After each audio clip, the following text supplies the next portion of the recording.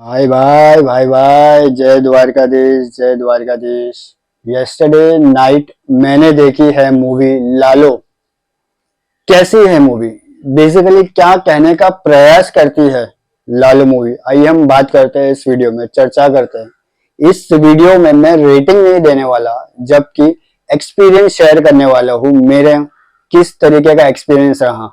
So basically जो हम आज के दुनिया में, कलयुग के दुनिया में हम सोचते हैं कि भगवान कैसे होंगे, भगवान इंसान के रूप में आएंगे तो हम कैसे बात करेंगे।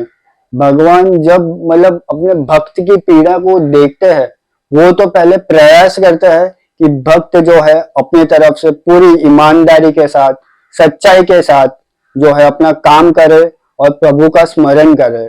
बट जब उन्हें लगता है कि भक्त अब और सहन नहीं कर सकता, तब वो अपना दर्शन देते हैं। उसके बाद क्या होता है कि भगवान जब सामने आ भी जाते हैं तो क्या हम बात करते हैं। आजकल हम देखते हैं कि दुनिया में कि हम उतना मतलब प्रयास नहीं करते हैं, प्रयास करते भी है तो प्रभु का स्मरण नहीं करते हैं, क्योंकि हमें पता ही नहीं है प्रभु कहाँ से आने वाले हैं। हम जिससे बात कर रहे हैं क्या वो ही प्रभु है? क्या हम जिसका स्मरण कर रहे हैं वो कभी आएंगे नहीं आएंगे? उस तरीके के क्वेश्चन को ये मूवी जो है एक एक्सपीरियंस, स्पिरिचुअल एक्सपीरियंस हमारे सामने रखने का प्रयास करती है, प्रेजेंट करती है लालो मूवी। और अलग अलग दृश्य के थ्रू हमारे सामने बहुत सारी चीजें जो है, छोटी छोटी चीजें हमारे सामने पॉइंट जो है रखने का प्रयास करती है।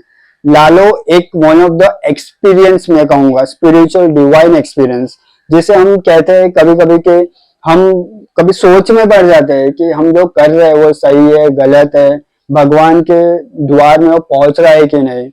हमारे सामने मतलब भगवान आएंगे तो हम क्या बात करेंगे, किस तरीके से बात करेंगे, वो सारी चीजें भगवान तक पहुंचने का एक इजी कनेक्ट जो है ये लालो मूवी हमारे सामने रखती है।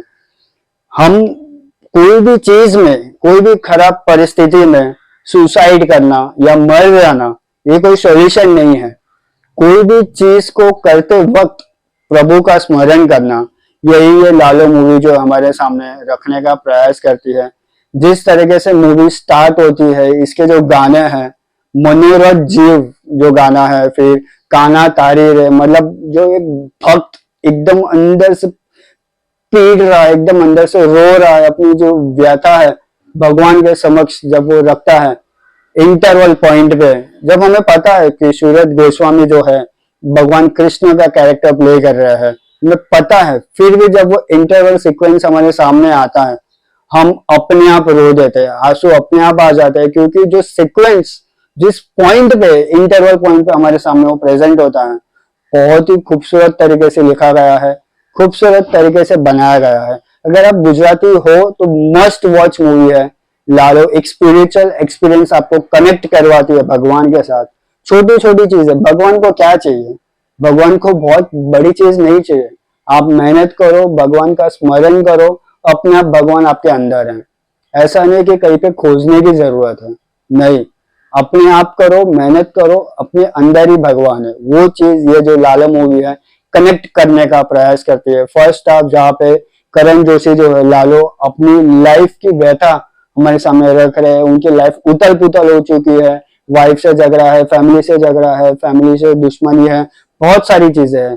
फिर सेकेंड हाफ में जाके भगवान और उसके भक्त के बीच के जो संवाद है हमारे सामने जिस तरीके से प्रेजेंट होते हैं, बहुत ही ब्यूटीफुल तरीके से, फ्लॉलेस है, finest experience, cinematic and one of the spiritual experience मैं कहूंगा लालो मूवी का। एज आई सेड कि सुसाइड करना कोई सॉल्यूशन नहीं है। भगवान डेफिनेटली आपको मार्ग बताएंगे, बट चलना तो आप ही को है। तो ये छोटी छोटी चीजें जो है, मतलब हम क्या रखते हैं, हम हमारे जीवन में मित्र कैसे होने चाहिए, मित्र सखा कैसे होने चाहिए, वो भी निर्भर करता है। हमारे मित्र अगर अच्छे हो गए ना तो बहुत ही जिंदगी सफल हो जाएगी। इसमें एक डायलॉग है, एक सीक्वेंस है जहाँ पे लालो करण जोशी भगवान से वार्तालाप करता है सेकेंड हाफ में, जहाँ पे वो बोलता है, अपनी पीड़ा व्यक्त करता है कि भगवान मारो कोई मित्र नहीं, मारो कोई दोस्त नहीं, तबे बनसु मारो मित्र। तो वो जो सीक्वेंस जब आता है ना, मेल्टिंग है, बहुत ही हार्टफेल्ट, बहुत ही रुलाने वाला एक सीक्वेंस है। एंडिंग में भी सीक्वेंस हमारे सामने रखते हैं। प्रेजेंटेशन बहुत ही अच्छा है। म्यूजिक एज आई सेड मनोरथ जीव, कान्हा तारी रे और बहुत सारे द्वारिकानु नाथ मारो रणछोड़ छे, बहुत सारे गाने हैं। म्यूजिक अच्छा है, सिनेमेटोग्राफी इसकी अच्छी है। सूरत गोस्वामी एज कृष्ण भगवान, करण जोशी एज लालो, रीवा रच एज तुलसी एंड वो बाल कलाकार, बहुत सारे ऐसे अन्य कलाकार हैं जिन्होंने बेहतरीन तरीके से परफॉर्मेंस देने की कोशिश की है। कोशिश का एक भगवान वाली मूवी है तो उसमें कोशिश नहीं, अपने आप चीजें हो जाती है। सेकेंड हाफ बहुत ही ब्रिलियंट है, रुला देता है ऐसा सेकेंड हाफ है। जब भगवान खुद जब संरचना करता है, जब वो खुद हमारे सामने आता है, सारी चीजें देखता है, वो हमारे से उगलवाना चाहता है कि तुमने जो गलत किया है उगलो, तब मैं तुम्हारा साथ दूंगा, तब मैं तुम्हारे साथ तुम्हारे फैमिली को भी सुखरूप करूंगा, बहुत ही अच्छी तरीके से रखूंगा।